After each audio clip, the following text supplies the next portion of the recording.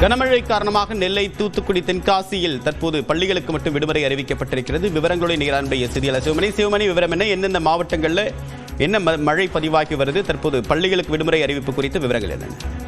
வடகிழக்கு பருவமழை துவங்கும் என அறிவிக்கப்பட்டிருந்த நிலையில் வடகிழக்கு பருவமழை திருநெல்வேலி, தென்காசி மற்றும் தூத்துக்குடி மாவட்டங்கள்ல நேற்று இரவு முதலே மிதமான மழை பெய்தது. நேற்று இரவு 11 மணியில துவங்கிய இந்த மிதமான மழை அப்படிங்கிறது அதிகாலை வரை நீடித்தது. காலை 5 மணி வரை இந்த மிதமான மழை அப்படிங்கிற மழை தொடர்ந்து பெய்து வந்தது. இந்த தொடர்ந்து மழை பெய்ததன் காரணமாக தாழ்வான பகுதிகளில் தண்ணீர் தேங்கியது. இதன் காரணமாக தூத்துக்குடி மாவட்டம் காலாங்கரை பகுதியில் வீடுகளுக்குள் தண்ணீர், தாழ்வான பகுதிகளுடைய குடிசை உள்ளிட்ட வீடுகளுக்குள்ள தண்ணீர் புகுந்தது.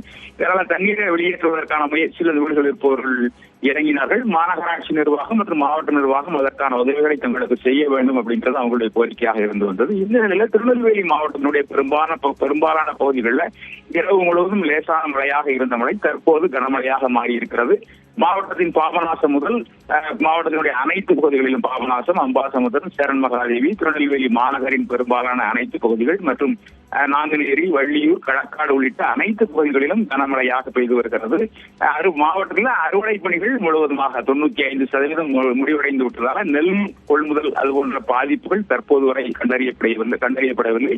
பல இடங்களில் இரவுல மின்தடை ஏற்பட்டதாக கூறப்படுகிறது. தற்போது அதை சரி செய்யும் பணியில மின்வாரிய ஊழியர்கள் ஈடுபட்டு வருகிறார்கள்.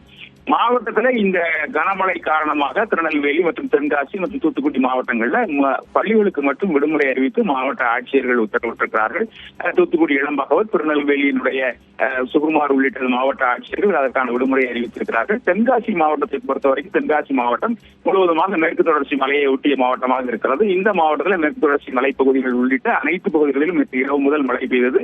குற்றால அருவிகளில் வெள்ளப்பெருக்கு ஏற்பட்டிருக்கிறது.